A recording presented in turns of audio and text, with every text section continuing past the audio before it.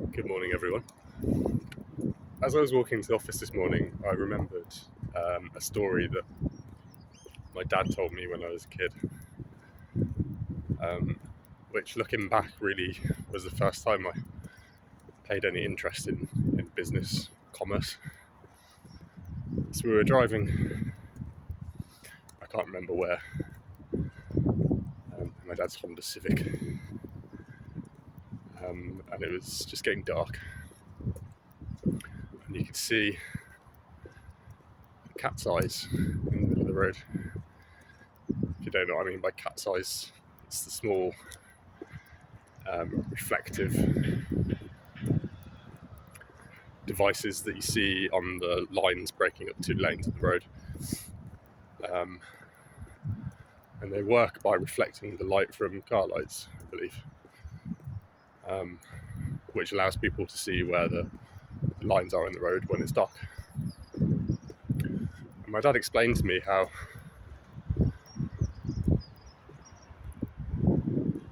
each individual cat eye is extremely cheap to manufacture, and its sale price is extremely low.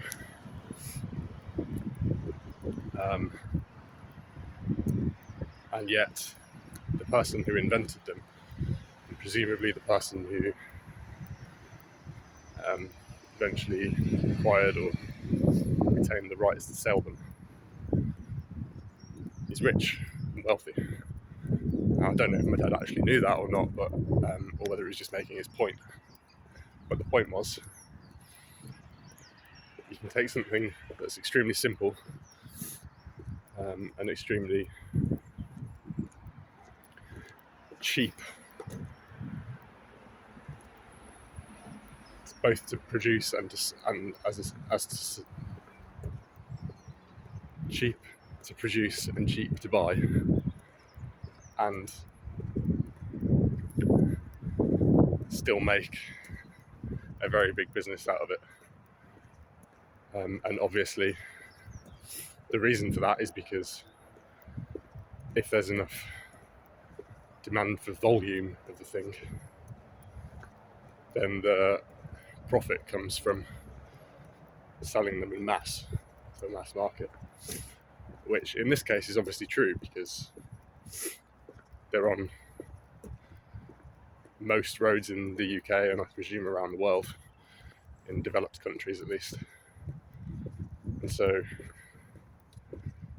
millions upon millions of these things are sold and continue to be sold as new roads are put in place. And at the time I was fascinated by that. It was kind of my first insight into how a person can make money from something so simple and on its own doesn't make much money per unit. And the reason this came back to me today, I think, is because I was thinking about what the marketing consultant Jay Abraham calls 3 ways to grow a business. And most people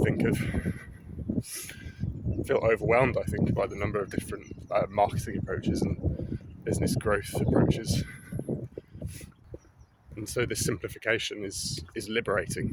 I'll share it with you secondhand now, but I highly recommend Jay's book, Getting Everything You Can Out of All You've Got, if you want more info on this.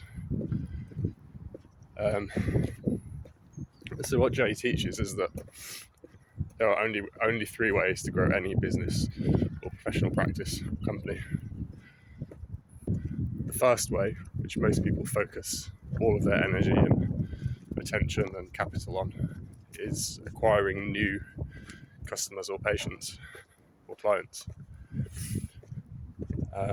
The second way is to increase the average size of the transaction for each of those new clients or patients.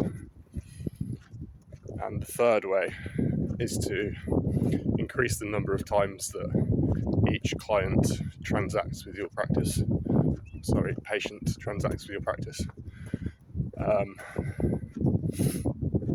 And as I said, most people focus on acquiring new patients, whereas it's often easier, faster and cheaper to increase the size of the transaction and of each person, and to increase the number of times they come back.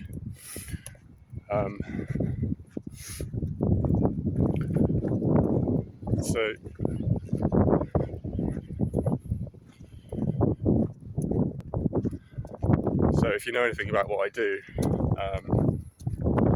you're probably thinking, well, this is a little bit hypocritical, because don't you help healthcare practices get more new patients or more patient appointments? Well, the answer is yes. And the reason I start there with a lot of practices is because I know that that's where they are.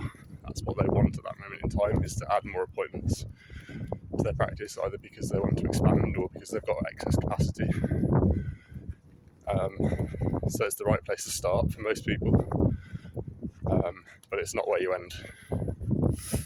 And also,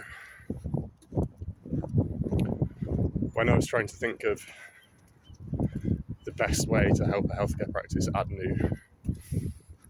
new patient appointments, I realised that acquiring new patients, as in someone that's never transacted with your practice before, is the most expensive, difficult and time-consuming activity there is. And so I'd be doing you a disservice by teaching and applying that approach for my clients and for you, people listening to the videos. That's why I decided to focus on recall, because it's the best of both worlds almost. If your focus is to add more appointments, and this idea of increasing the value of each appointment or transaction, and increasing the number of times that you provide services to your patients, if that's all still a little bit foreign to you, and or you just want to add appointments,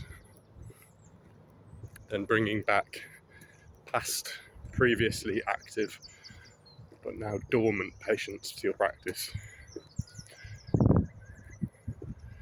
is the fastest, easiest, cheapest way to add appointments.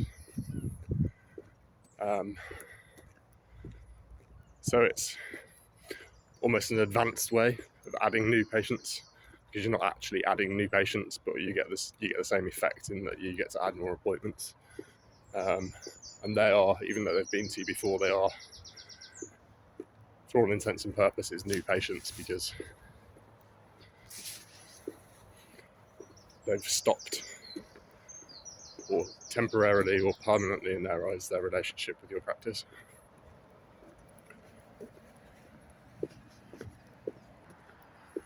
So in their eyes, they're no longer a patient, and when they come back, they become a patient.